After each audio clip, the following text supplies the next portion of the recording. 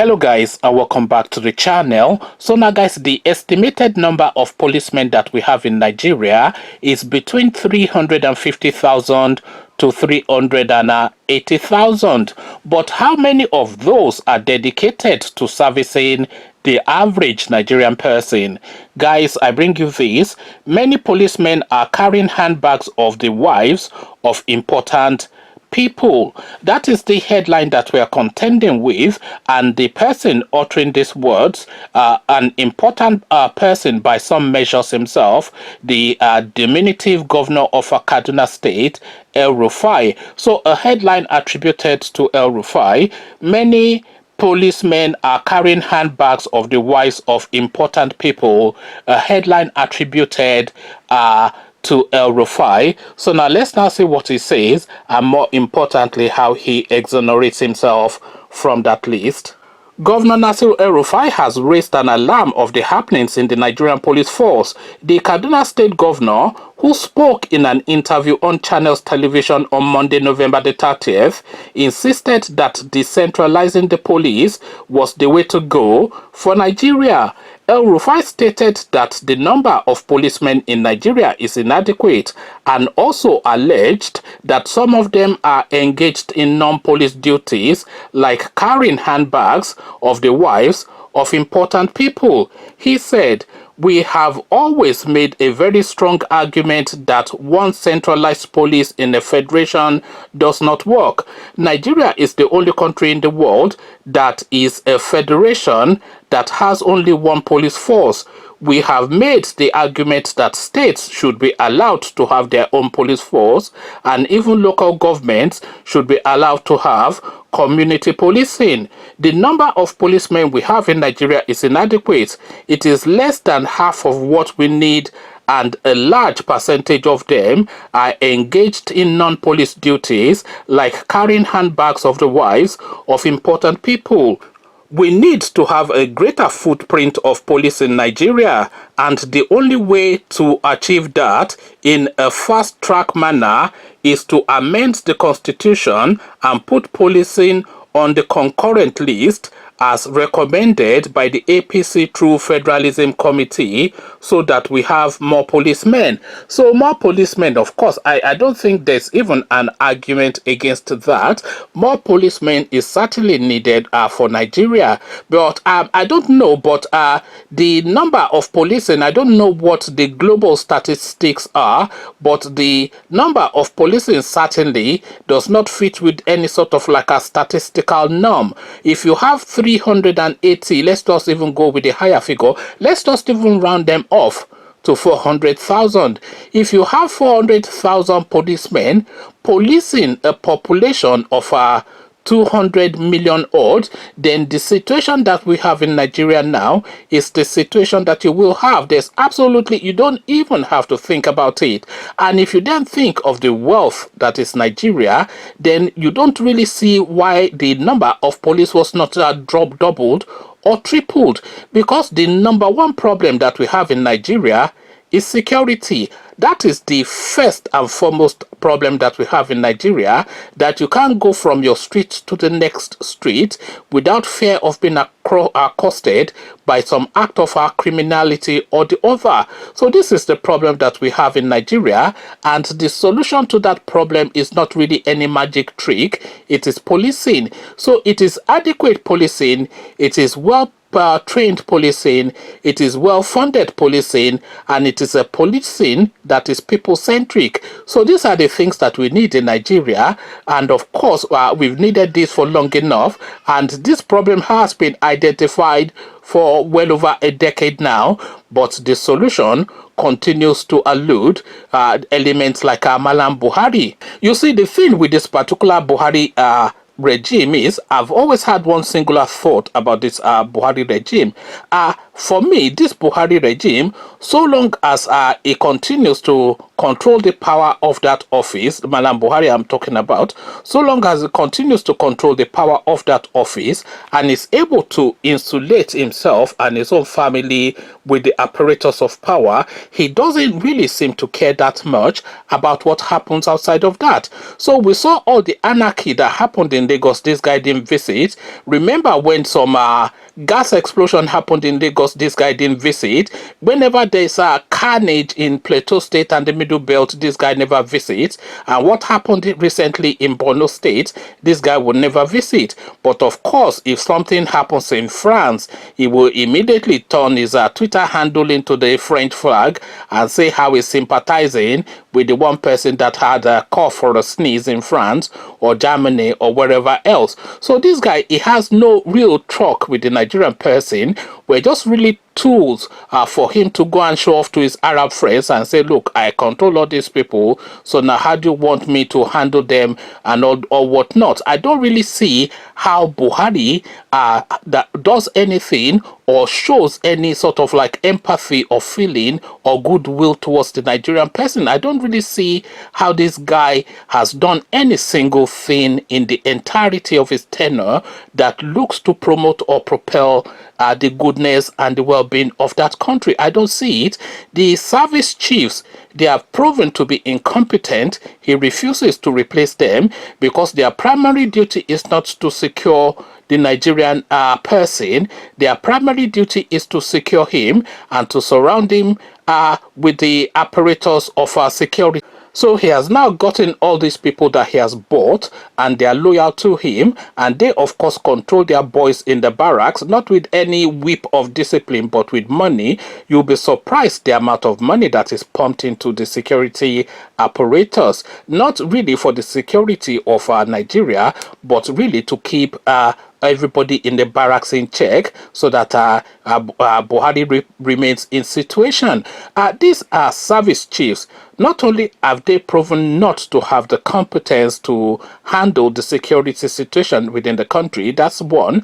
The second thing is they are actually past the retirement age. A lot of them are out of the age that the army designates, or the whatever institution that they are head of designates as the retirement age, but they continue in situation. Some of them have even been brought back out of retirement. I think the DSS guy was brought back out of retirement to come and head the DSS. So this is the sort of situation that we have in Nigeria. So loyalty to Buhari above everything else, and that is the only sole criteria. So these people have proven not to be fit for purpose all the way through, but Buhari is telling you that he's a loyal man. But what is the price of that loyalty? That price of that loyalty is paid in the Middle Belt, is paid from driving from Lagos to Ondo, where you are waylaid by some Jamjaweed, and that price has again been paid in Borno State. So the price of but Buhari's loyalties to these service chiefs are being paid really in essentially what we saw happen in Borno State. And this thing continues to repeat and repeat. And when it repeats, you get all this inane platitude coming from the presidency via Femi Adesina or Garba Shehu to say that they will hunt down the perpetrators, and the president has tasked the service chiefs, the security operator, the security apparatus rather, to go and fish out, the people responsible for this and give them the full weight of the law. He has been giving them the full weight of the law since 2015, but we have not yet seen an example of the law weighing on even a single one of these people. We have not seen one single one of these people captured and presented to the Nigerian people that this is now what we are doing to try and secure the country. So the countless billions of dollars that are dedicated to that security, what exactly is it being used for? Where exactly is it going? All the monies that is dedicated towards buying security paraphernalia, the armory and the weaponry, where exactly is this money going? Because between that money being budgeted and the war front, there's a chasm there. The soldiers are pushing armored tanks in battlefields, and the Nigerian economy is dedicating volumes of billions of dollars to weaponizing these people, the army, that is, the security apparatus. So where is the where is the chasm? Where is the gap? What's happened between that money that has been given out to secure weaponry for these people, and these people having to push armored tanks in battlefields? This is really where the question is. We saw recently, I think it was either the president of Chad or Niger, that rolled in with his own troops and their own weapon. By the way, the weaponry that the Nigerian military has is a million times more advanced than the weaponry that they have in Niger or Chad. But this president of that Niger or Chad now rode all the way through his own borderline into the shores of Nigeria, chasing out Boko Haram elements and clearing the space and waiting for Nigerian military personnel to come and take charge of their own sovereign space. So this was the embarrassment that we suffered. These are countries, Chad or Niger, it doesn't really matter which one of them it is. They don't even have 1% of the Nigerian budget. They don't have 1% of the Nigerian military strength, and they don't really have 1% of the Nigerian presence. Yet they can just by will and by what they have force their way into Boko Haram territory and clear the whole space and clear it up to Nigerian townships, and then clear Nigerian townships of Boko Haram and wait for Nigerians to come and take charge of their own territory. And whenever these people then go away, this place is occupied by the military for a short period, and then these insurgents take it over again, to the point that we see what we saw in Borno again. And whenever that happens, of course, the same inane platitudes, we will fish them out. The president has ordered the army chiefs to go and give it everything that they have to end the insurgency. So why is the president now ordering the service chief to go and give it everything that they have to end the insurgency off the back of the Borno State situation, the incident that we've just had now?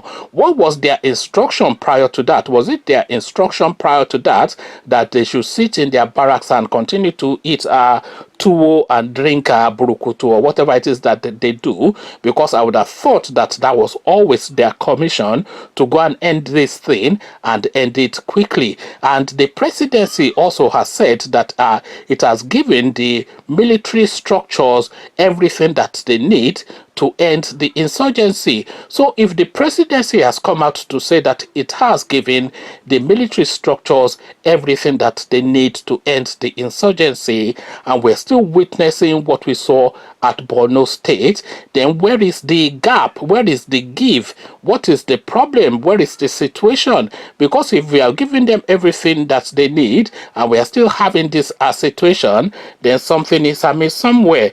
The thing that is amiss, of course, is competency and corruption. So these are the two elements really that we're contending with. The people have shown patently that they are not competent enough to handle the situation, and the corruption, of course, in the military structures of Nigeria is endemic towards the point of being pandemic. So this is the two twin heads that we're contending with, because if you had competency, if you remember, if you go back to 2015 in the build-up to the elections, when Goodluck Jonathan cleared all of that space, what he did was, to the point that elections were able to take place in Borno State at that time. You go and try and do an election in Borno State today and see if you will come out of that space alive. Is the first thing that you wouldn't even dare go there anyway, because of course the security structures that is meant to secure that space, according to Malam El Rufai, they are too busy carrying handbags for the wives of VIPs. Conversations in the comment section. The Nigerian police force are highly trained to carry handbags for the wives of VIPs. Not my words, the words of the diminutive governor of Kaduna State, Nasir El Rufai. So, what are your thoughts? Come share them with me in the comment section. But before you do that, click on the red subscribe button so it turns gray. The bell button notifies you every time I drop a new video. Click on like as well because that helps with the YouTube algorithm. Once you've done all the clickings, come join me then in the comment section. Come let me know what you're making of how the goings on in Nigeria is just spiraling into the abyss. So I'll leave you here. Carry this conversation on with you in the comment section. But here I say peace.